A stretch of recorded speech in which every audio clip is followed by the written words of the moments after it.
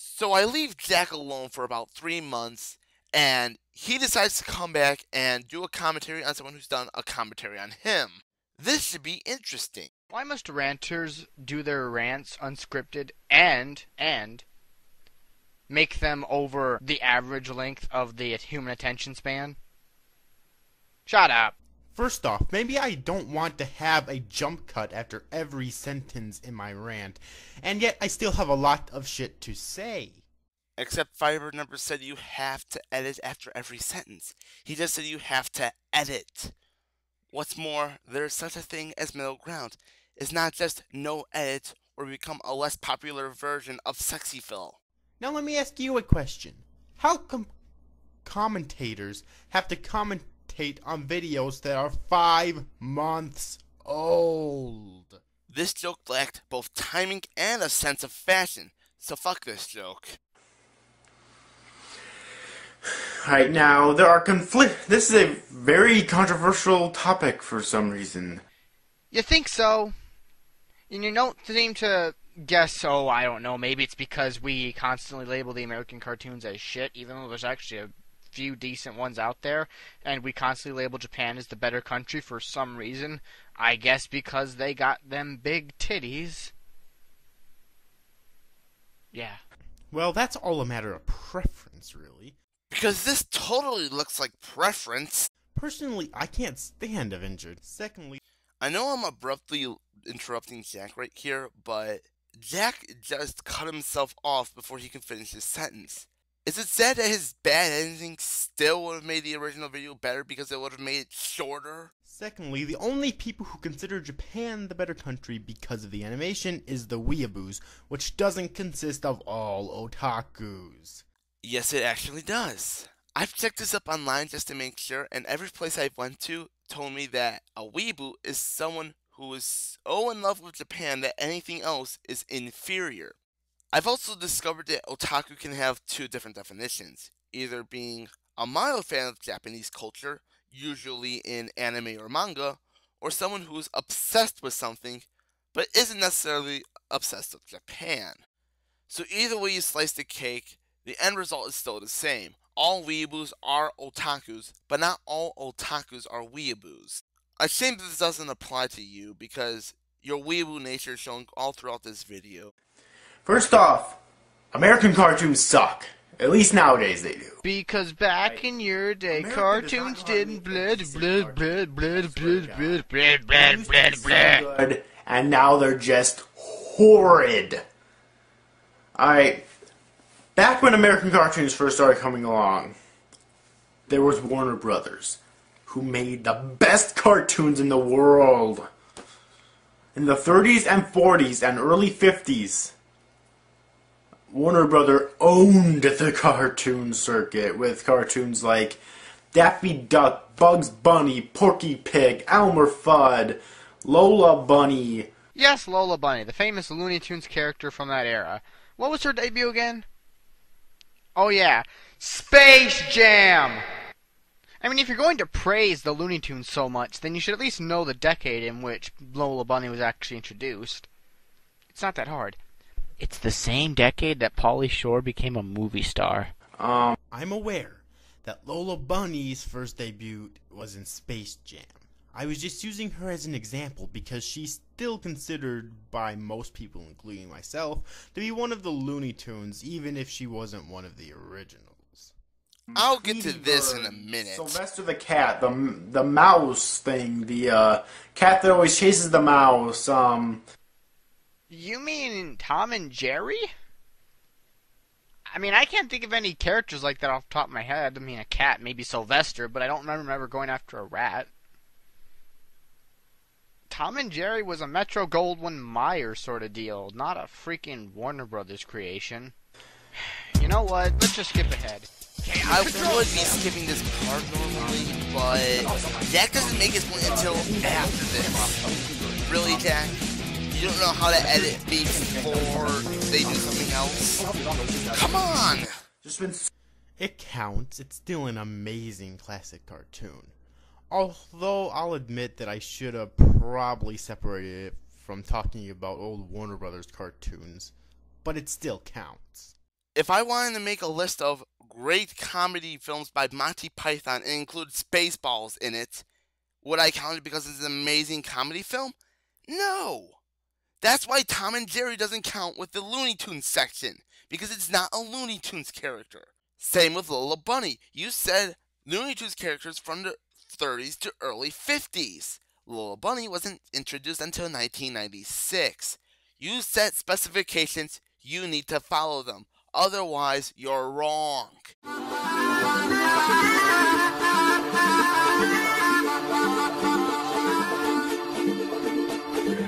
First, I did bring up blocks that were on Cartoon Network Reel. I mentioned Destroy, Build, Destroy, and Hole in the Wall. But that's the thing. You mentioned those shows. You even said that you thought some of them were okay.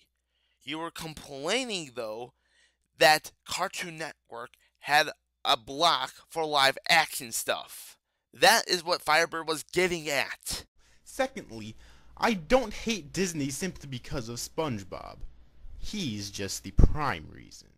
You know what would have helped your argument? If you gave reasons other than SpongeBob for hating Disney.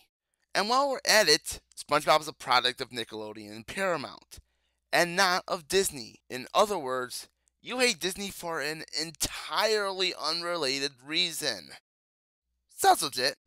Thirdly, I mentioned Family Guy and American Dad because I was trying to subtly compare Cartoon Network to Adult Swim. Mean connect?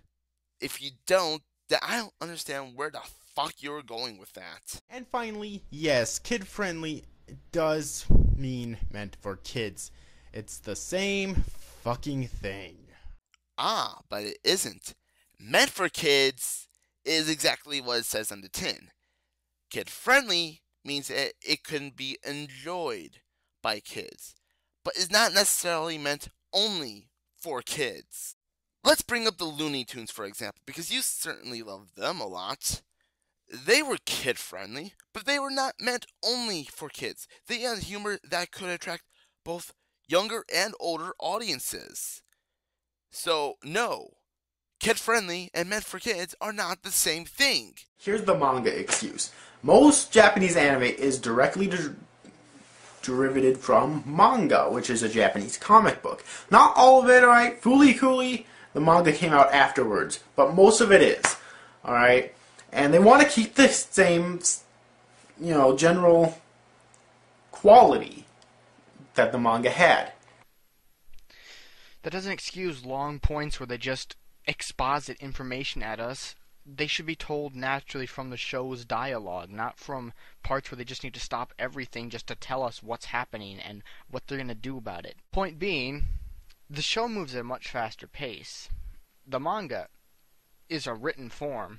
People have time to read that, but if you're watching a TV show, they need to fit a lot of stuff into a 24-minute time slot, and the fact of the matter is, they just can't have long exposition dumps where nothing happens. That's why people don't like Bleach, or Naruto, or even Dragon Ball Z at points. It interrupts the action to tell the story, which should happen naturally. Just saying. And I find it kind of funny how you mentioned Naruto and Bleach, despite the fact that there are fight scenes in those two anime that are well animated. Let me bring up some examples from Naruto. No, fuck your examples. He's not saying that they don't have well animated fight scenes. He's saying that they don't move at a natural pace. Do you not know what naturally means or something? Now, on a side note, could you please try again with explaining to me what you meant by the story should be told naturally? I'm not exactly sure I know what you meant by that. For some reason, I'm not surprised by that. so it would suck ass if they didn't keep the same quality, and I, along with the majority of the anime community, would be extremely disappointed in them. Because, having an anime that's at a manga's pace is an enjoyable watch. There's a reason people don't like animes like One Piece, Bleach, and Naruto. They are told at manga pace. They don't have a lot of story in the episodes. They just have a bunch of exposition. You want to know why the first filler arc of Naruto was so hated? Because it was nothing but exposition. Nothing was accomplished in so many episodes. that it just got boring. And Bleach has so many filler arcs, it's almost impossible to jump into that show and watch it and enjoy it. Alright, I mean... Well, thanks to the lovely invention of the internet, you can skip any filler arcs that you don't want to watch. Isn't Google grand? The irony of the situation is just beautiful. You literally could have used the internet for so much. You could have used it to figure out that SpongeBob was not a product of Disney, that Tom and Jerry was not a product of Warner Brothers, or, to find the definition of naturally. Also, your argument doesn't even work here as much, because not everyone knows what the filler arc's gonna be before they watch it. You're generalizing the topic of anime, like, in terms of the animation style. What do you mean? Like the big glossy eyes with the really out there hair? Or what? I mean, you're not being specific here. You're just sort of saying, it's just an animation, it's just the style of anime.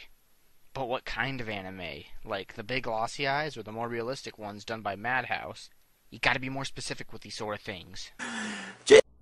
Alright, that's my bad. Allow me to elaborate. When I said style of animation, I wasn't talking about the eyes, hair, or anything like that. I was talking about the limited animation that's present in most anime, save for ones that are made by Ghibli and Bones.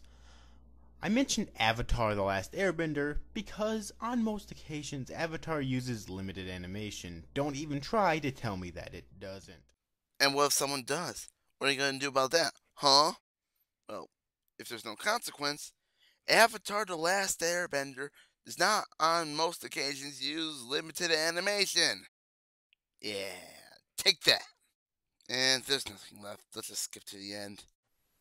So how does this affect how does this affect your views on either one? Because you apparently like the cohesive stories, but you also like the random Monster of the Week episodes of American cartoons. I don't get it. Are you trying to be one or the other? You're playing all sides of the field here. So really, bringing up this entire thing was moot. I was mentioning things that I like about American cartoons, so I didn't come off as a Japan dick-sucking weeaboo. You just came around as an all-around dick-sucking weeaboo. So what's my final verdict? Overall, despite a couple of points where I was willing to openly admit that I fucked up, which consisted mainly of not elaborating enough in the rant, all Firebird did was misunderstand a lot of shit that I said. Gee, I wonder why. Overall, despite a couple of points where I was willing to openly admit that I fucked up, which consisted mainly of not elaborating enough in the rant,